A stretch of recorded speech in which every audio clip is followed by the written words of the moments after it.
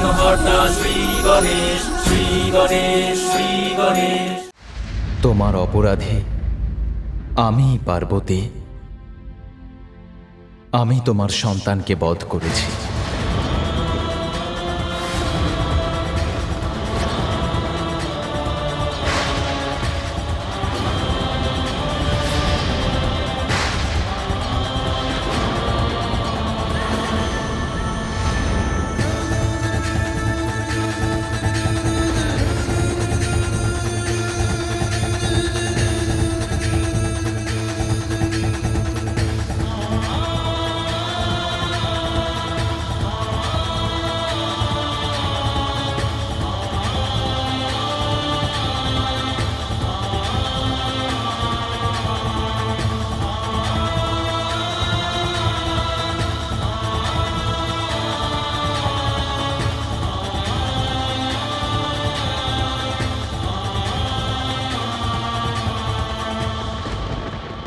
তোমার অপরাধে আমি পার্বতী।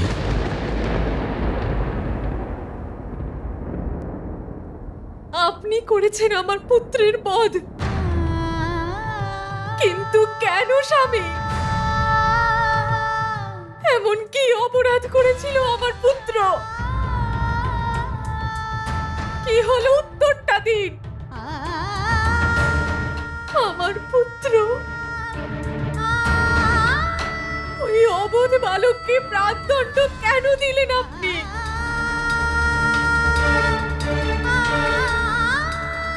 আমি কিছু জিজ্ঞেস করছি আপনাকে, উত্তরটা দিন। মায়ের হৃদয় পুত্রের মৃত্যু শোক কিভাবে মেনে নিতে পারে উমা? আর তোমায় কি বলবো? আর সত্যি তো এটাই যে ওর মস্তককে ওর ধর থেকে আলাদা করে ওর প্রাণ কেড়ে নিয়েছিল আমারই ত্রিশূল। সেই বালক যে সবে মাত্র জন্মগ্রহণ করেছিল, যার সংসারের কোনো জ্ঞান ছিল না, তার এত ভয়ঙ্কর মৃত্যুদণ্ড আমারই স্বামীর এই ত্রিশূলের দ্বারা। কতটা কষ্ট পেয়েছে ও, ওকে প্রাণ হারাতে হলো। কেন কেন হলো এরকম? যে আমার হৃদয়েরই স্বরূপ ছিল, আমারই কল্পনায় যার সৃষ্টি হয়েছিল, সে তো শুধু আমারই আজ্ঞার পালন করছিল। ওকে কোন কারণে এত ভয়ঙ্কর মৃত্যুদণ্ড দিলেন? ওর মস্তক ছেদ কিভাবে করতে পারলেন আপনি?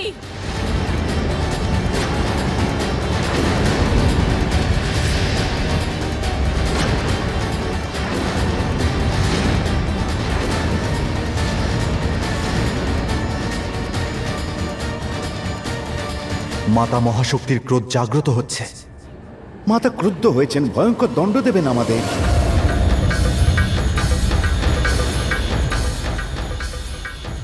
যা হয়েছে তা অত্যন্ত কষ্টদায়ক উমা, কিন্তু নিয়তির চক্র থেকে তো আমিও মুক্ত নই। এটা আমি তোমায় কিভাবে বোঝাই? আমাকে ক্ষমা করে দিন মাতা। মাতা, আমি অনেক বড় ভুল করে ফেলেছি। মাতা, এটা আমি জানতাম না যে এই বালক আপনারই পুত্র। মাতা, ও আমাদের আর প্রভুকেও ভেতরে প্রবেশ করতে বাধা দিয়েছিল। দাঁড়ান, যে কারোর ভিতরে যাওয়ার অনুমতি নেই। মাতা, যখন ওকে অমান্য করে ভেতরে প্রবেশ করার চেষ্টা করছিলাম আমরা, তখনও আমাদের সবাইকে পরাজিত করে এই দুর্দশা করেছে মাতা। কিন্তু মাতা, সব দোষ কিন্তু আমাদেরই। প্রভু তো মাত্র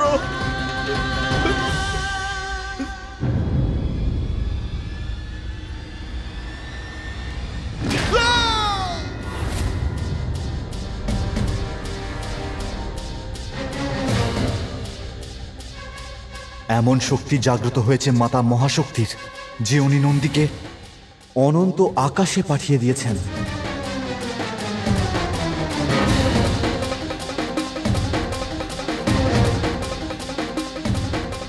কাউকে ভেতরে প্রবেশ করতে দেয়নি না আমার পুত্র? আপনাদের কথা অনুসারে সেটাই ছিল ওর অপরাধ।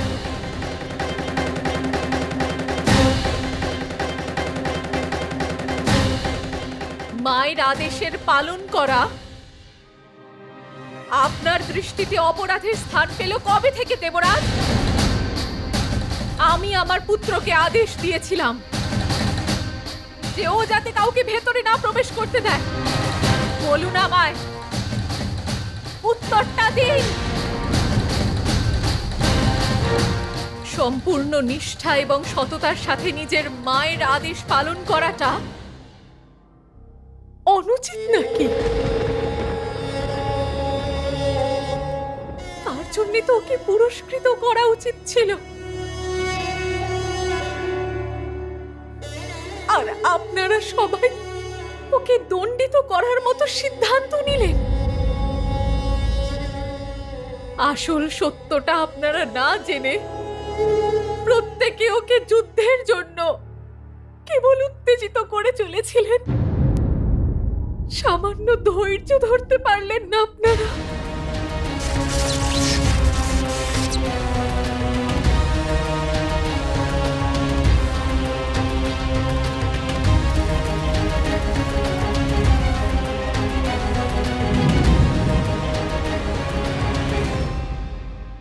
প্রত্যেক দেবতারা একত্রিত হয়ে একজন বালককে নিজেদের শক্তির পরিচয় দিচ্ছিলেন। আমার পুত্রকে নিজের প্রাণ দিয়ে নিজের মায়ের আদেশ পালন করার জন্য বাধ্য করলেন আপনারা সবাই। কেন করলেন এটা? একবারও ভাবলেন না যে এই অসাধারণ বালক যখন আপনাদের প্রবেশ করতে বাধা দিচ্ছে, যে নিজের শক্তি দিয়ে আপনাদের প্রত্যেককে পরাস্ত করেছে, সে আর কে হতে পারে? আর যদিও আপনাদের বাধা দিয়েই ছিল, তাহলে একটু অপেক্ষাই করতেন। আমি নিজের স্নান এবং অন্য কার্য করে এখানে আসছিলামই, তখনই আপনাদের সাথে ওর পরিচয় করিয়ে দিতাম। কিন্তু দেবতাদের অহংকার তার শিকারই বা করত কি করে? যে এই স্বল্প আয়ুর বালক ওনাদের শক্তির সম্মুখে দাঁড়িয়ে লড়াই করে চলেছে। বলুন আমায়, মহাদেবের ওনার কক্ষে প্রবেশ না করতে পেরে সৃষ্টির কোন গুরুত্বপূর্ণ লীলায় বাধা সৃষ্টি হচ্ছিল? একজন বালকের সাথে যুদ্ধ করছিলেন সমস্ত দেবতারা। তাহলে এটাই কি আপনাদের পরাক্রম?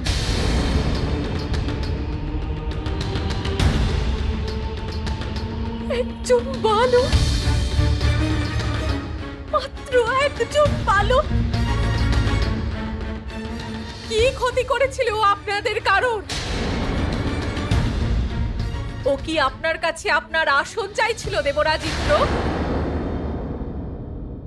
আমার পুত্র,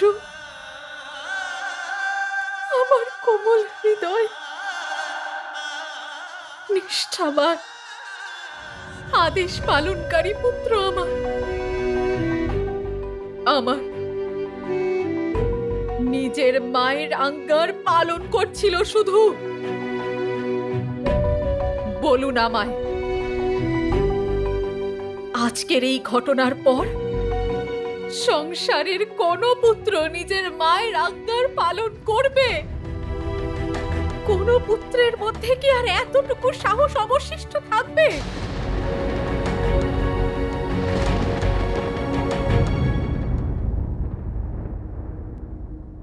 আপনার মনে আছে আমি পুত্র প্রাপ্তির জন্য কি দীর্ঘ অপেক্ষা করেছিলাম,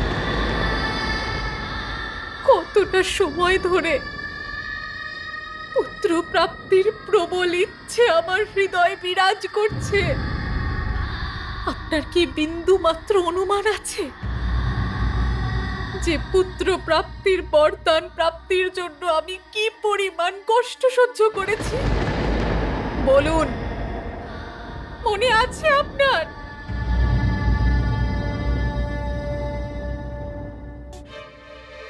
আদি শক্তি আমি,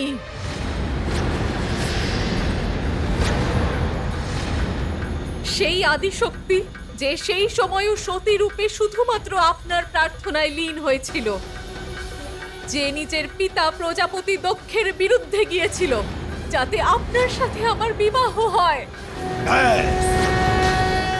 সত্যি এটা কখনোই হতে পারে না। আমি তোমার বিয়ে ওই বৈরাগী শিবের সাথে কিছুতেই হতে দেব না। বহু কষ্ট সহ্য করেছি, তারপর ব্রহ্মদেবের সহায়তায় আমাদের বিবাহ হয়। কিন্তু সেই বিবাহের পরও আমার কষ্ট কম হয়নি।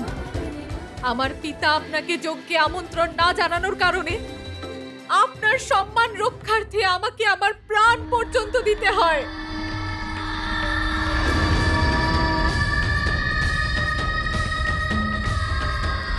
সতীর অন্ত নিশ্চয়ই হয়েছিল, কিন্তু তার ইচ্ছে অপূর্ণই রয়ে গেছিল।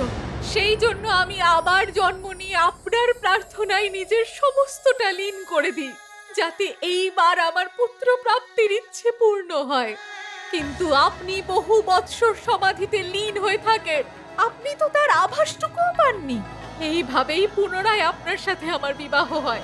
তারপর আবার যখন পুত্র প্রাপ্তির আকাঙ্ক্ষা আপনাকে জানাই, তখন দেবতারা নিজেদের সংকট নিয়ে চলে আসেন।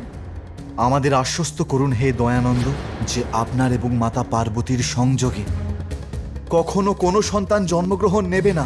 আমার প্রথম পুত্রকে আপনি ওনাদের কাজে নিয়োগ করেছিলেন, আমি কিচ্ছু বলিনি। তারপর আমি আমার দ্বিতীয় পুত্র লাভের জন্য আবার ব্রত পালন করি।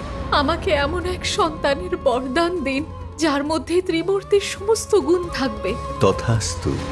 পুত্র লাভ করে এক মা পুনরায় প্রফুল্লিত হয়। কিন্তু আপনাদের সবার সাথে মিলিত হয়ে স্বয়ং আমার স্বামী এতটা নিষ্ঠুরতার সাথে আমার পুত্রের বধ করলেন।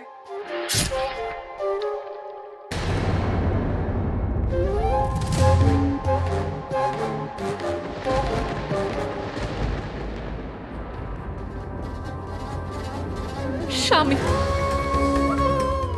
আপনার ত্রিশূল তো এই কারণে রয়েছে যাতে তার প্রয়োগ করে আপনি অন্যায়ের বিরুদ্ধে গিয়ে নিজের ভক্তদের এবং পরিজনদের রক্ষা করতে পারেন। কিন্তু আপনি সেটা দিয়ে নিজের পুত্রকে বধ করলেন।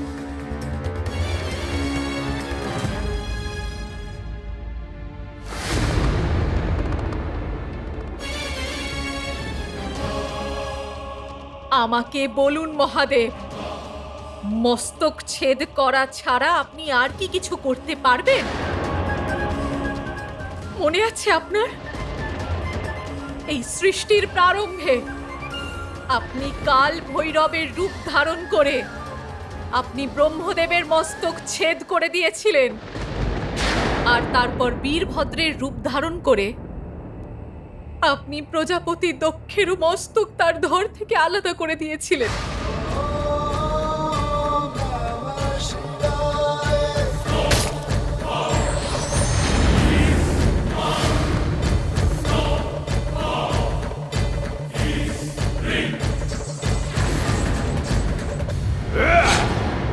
কিন্তু এইবার আপনি সমস্ত সীমা অতিক্রম করলেন। আপনার যে পুত্রের আপনার স্নেহ পাওয়ার কথা ছিল, আপনি তারই মস্তক তার ধর থেকে আলাদা করে দিলেন।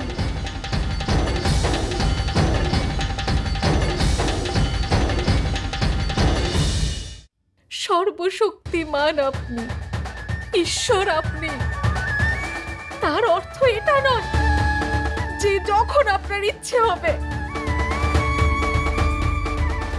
আপনি যে কোনো কারোর মস্তক ছেদ করবেন, এমনকি নিজের পুত্রেরও। এতটুকু নিয়ন্ত্রণ নেই আপনার নিজের ক্রোধের ওপর?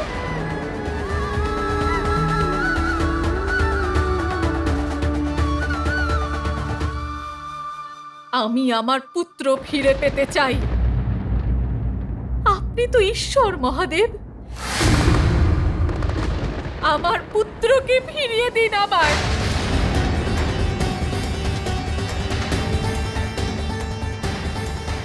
ওকে আবার জীবিত হয়ে আমায় মা বলে ডাকতে বলুন। কিছু করুন মহাদেব, কিছু করুন।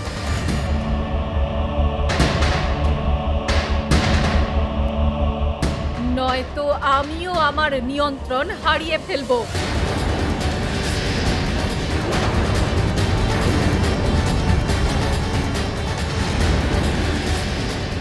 আমার পুত্র,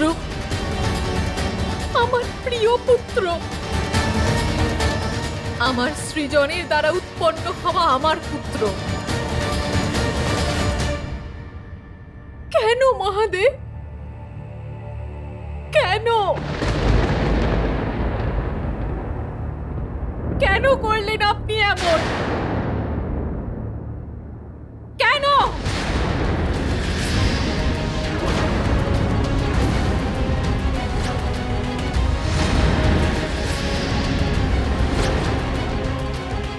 দেবী পার্বতীর ক্রোধ এখন চরম সীমায় রয়েছে, আর উনি যদি ভয়ঙ্কর রূপ ধারণ করে ফেলেন তাহলে অনর্থ হয়ে যাবে।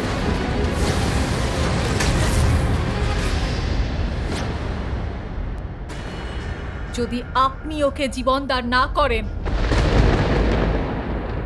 তাহলে আমি জীবিত করব ওকে।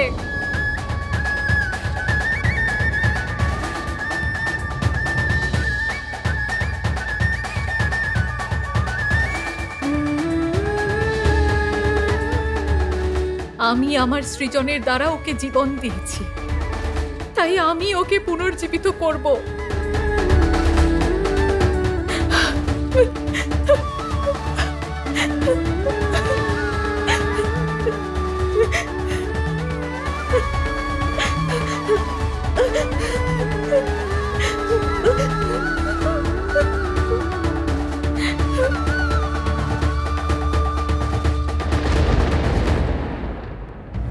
ওমা, কিভাবে বোঝাই তোমায় তোমার সমস্ত চেষ্টা যে নিরর্থক। ওমা,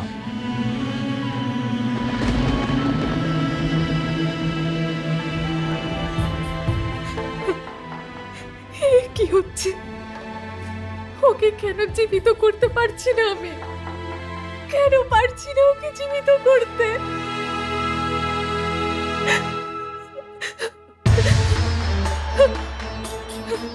যতবার ওকে জীবিত করার চেষ্টা করছি ততবার আমি ব্যর্থ কেন হচ্ছি?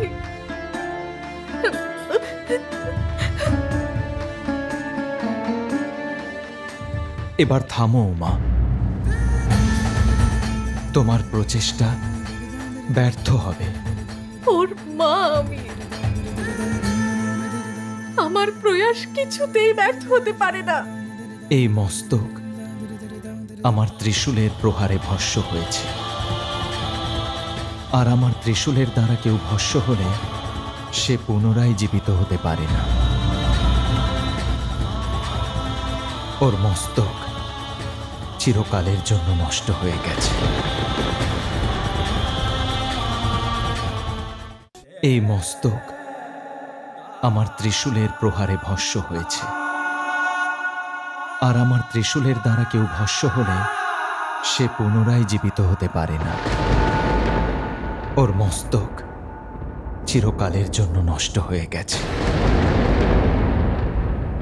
তাহলে সবকিছু নষ্ট হয়ে যাবে। যদি আমার পুত্র জীবিত হতে না পারে তাহলে সংসারে আর কিচ্ছু জীবিত রইবে না। এমনই বিনাশ লীলা সৃষ্টি করব আমি।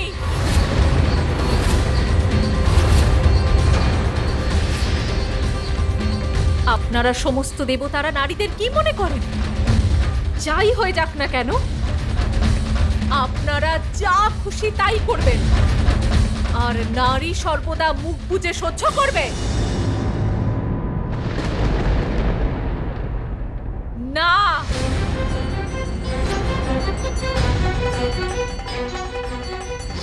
নারী সংসার যেমন সৃষ্টি করতে পারে, তেমন তার বিনাশও করতে পারে।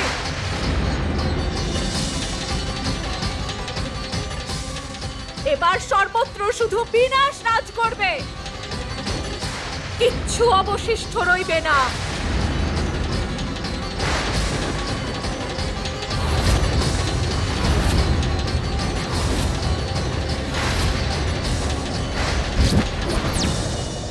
মহাদেব, দেবী পার্বতীর এই উগ্র রূপ সংসারের পক্ষে হিতকর নয়, ওনাকে শান্ত করুন।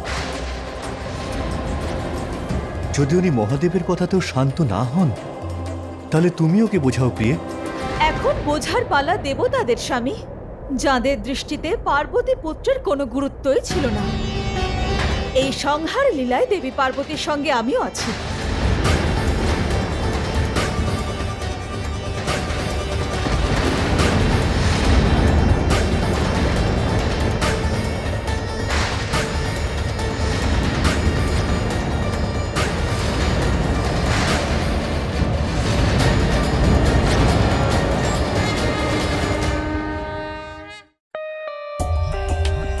For more updates, subscribe to our channel, click the show links and enjoy watching the videos.